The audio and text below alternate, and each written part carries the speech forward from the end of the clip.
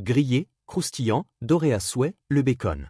Rien qu'à prononcer ce mot, on entend presque le crépitement de la poêle, cette mélodie du matin qui réveille les sens avant même le café. Mais as-tu déjà pris une seconde pour te demander comment cette fine tranche fumée arrive jusqu'à ton assiette? Derrière chaque morceau de bacon se cache un incroyable voyage, fait de science, de précision et d'un savoir-faire transmis depuis des millénaires. Des élevages ultramodernes aux usines de transformation high-tech, le chemin du bacon est bien plus fascinant qu'on ne l'imagine. Chaque année, les Américains consomment plus d'1,5 milliard de livres de bacon, assez pour entourer la Terre d'un ruban croustillant. Et dans le monde entier, plus de 4 millions de tonnes sont dégustées chaque année.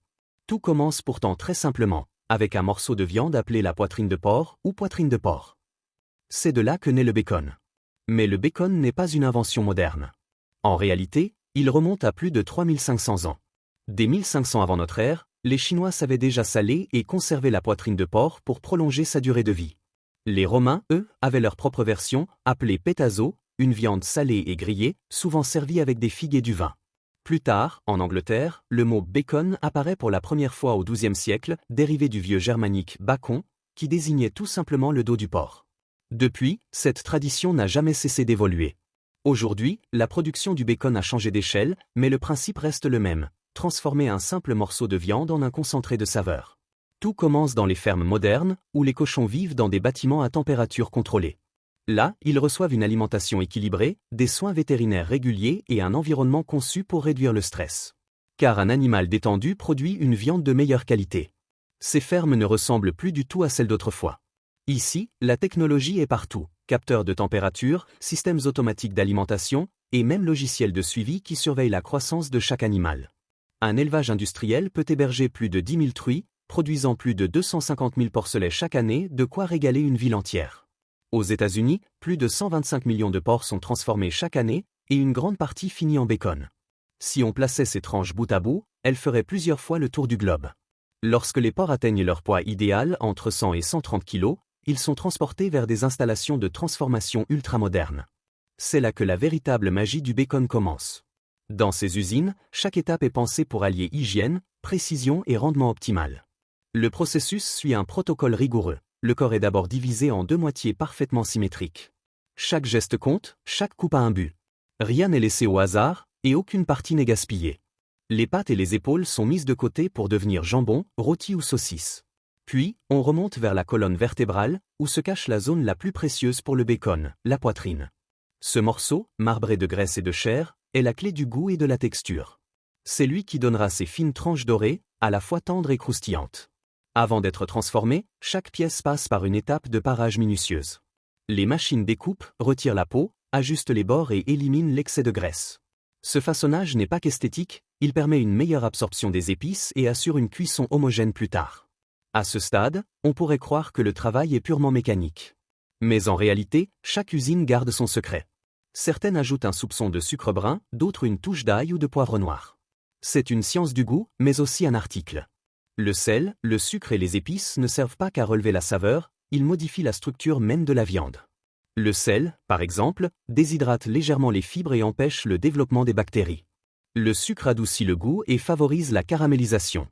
Les épices, elles, laissent une empreinte aromatique qui persiste à la cuisson.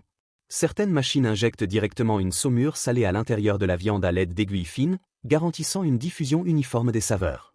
D'autres préfèrent laisser le temps faire son œuvre, en massant lentement les morceaux dans des cuves rotatives pour que le sel pénètre naturellement.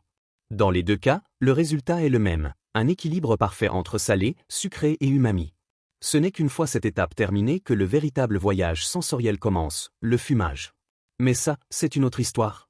Le fumage, c'est le moment où la viande change de nature.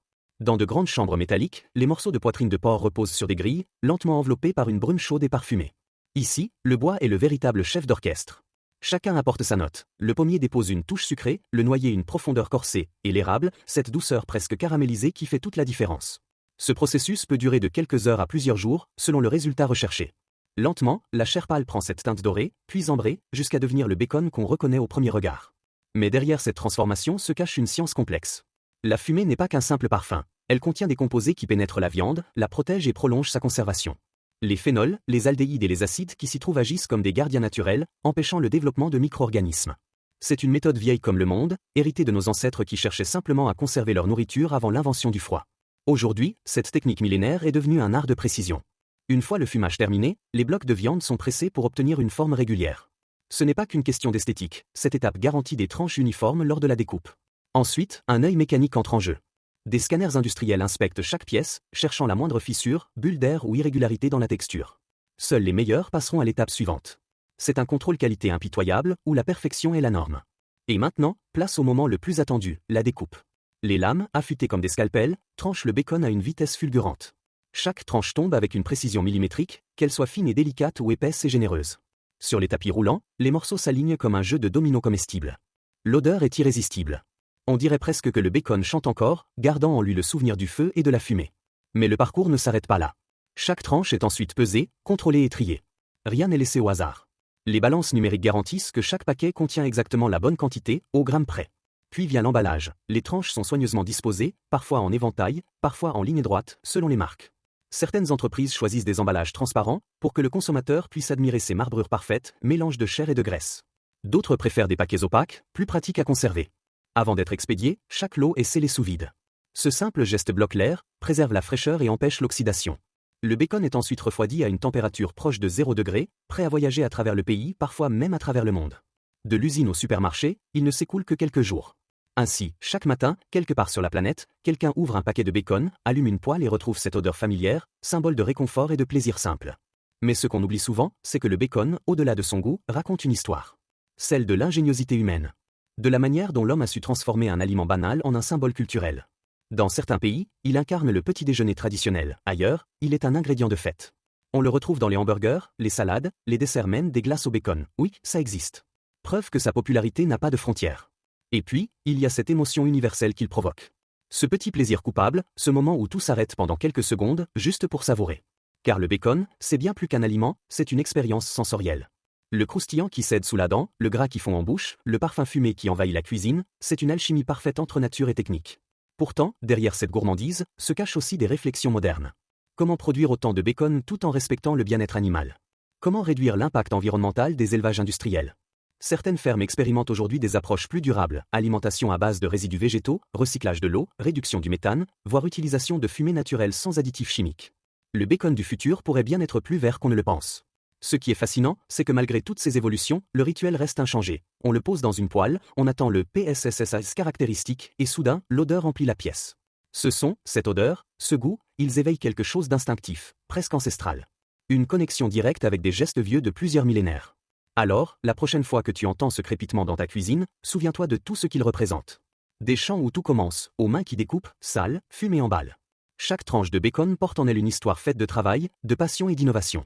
Ce n'est pas juste un petit déjeuner, c'est le résultat d'un savoir-faire millénaire, d'une précision industrielle et d'une touche d'amour. Et entre eux, fallait-il vraiment une autre raison d'aimer le bacon?